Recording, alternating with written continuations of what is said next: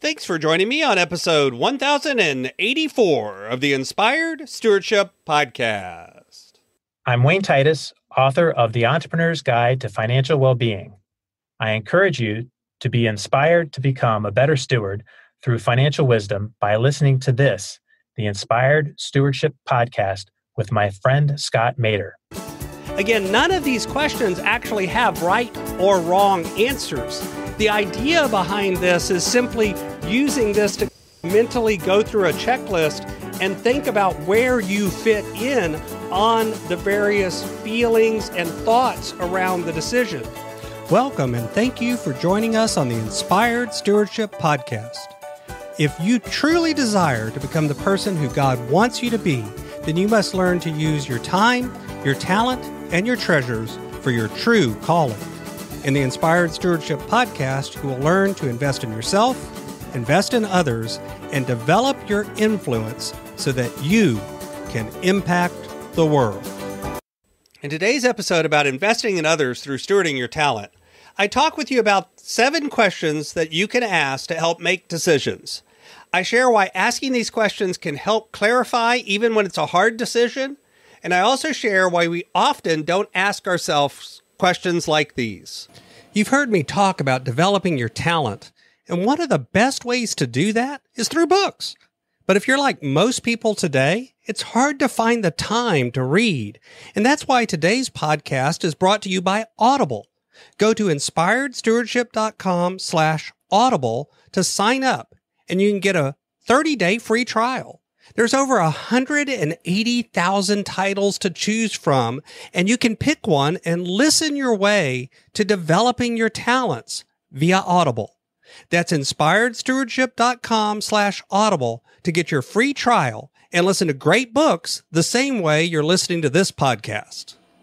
One of the things that can happen to a lot of us is when we have a decision to make, especially a big decision, or when we're trying to make a decision while we're under stress or tired or other things, is we get locked up in this sort of decision-making dilemma where we don't want to make a decision because we don't feel like we know what the right decision is.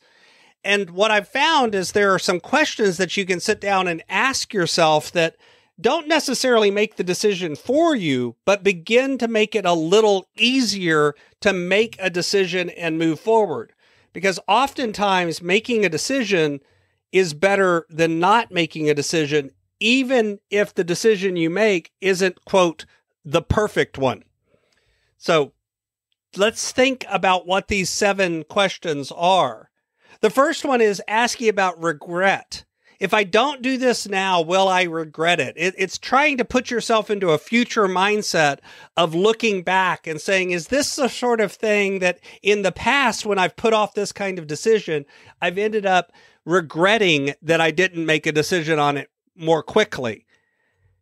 Because the truth is, usually there's a pattern to the kinds of decisions that you make. And so recognizing that maybe I've actually got more experience with this kind of decision than I think can help us move forward. The second question, what am I afraid of? What is keeping you stuck out of this decision making because of a fear of success or a fear of failure? What is it that you're actually worried about? And by the way, I write the answers to these questions because doing this in writing also helps your brain process it.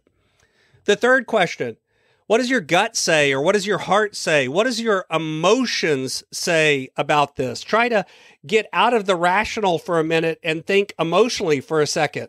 What does your gut say? Because sometimes that intuition is more right than we might think.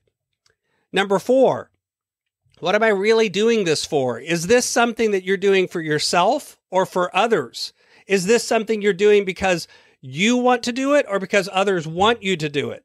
By the way, neither one of those is necessarily a good or a bad answer. It's just about identifying the reasons behind why you feel like you're being pushed towards a decision here.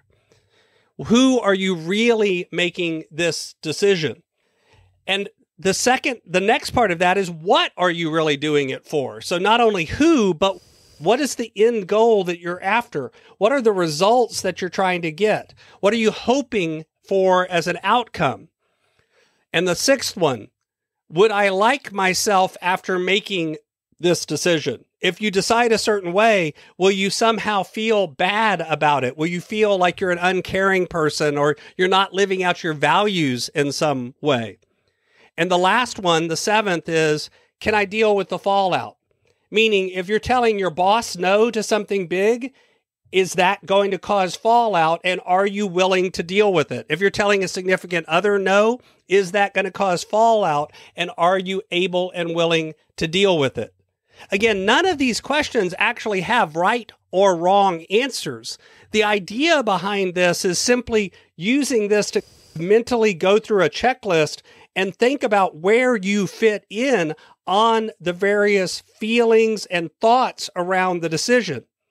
As you check into it, a lot of times what ends up happening is one of the decisions that you've been putting off suddenly becomes more clear what the answer should be, and you're able to make a decision and move forward more effectively. Thanks for listening. Thanks so much for listening to the Inspired Stewardship Podcast. As a subscriber and listener, we challenge you to not just sit back and passively listen, but act on what you've heard and find a way to live your calling. If you like this episode on the stewardship of talent, you can go over to inspiredstewardship.com/talent and sign up for our 5-week series on the stewardship of talent.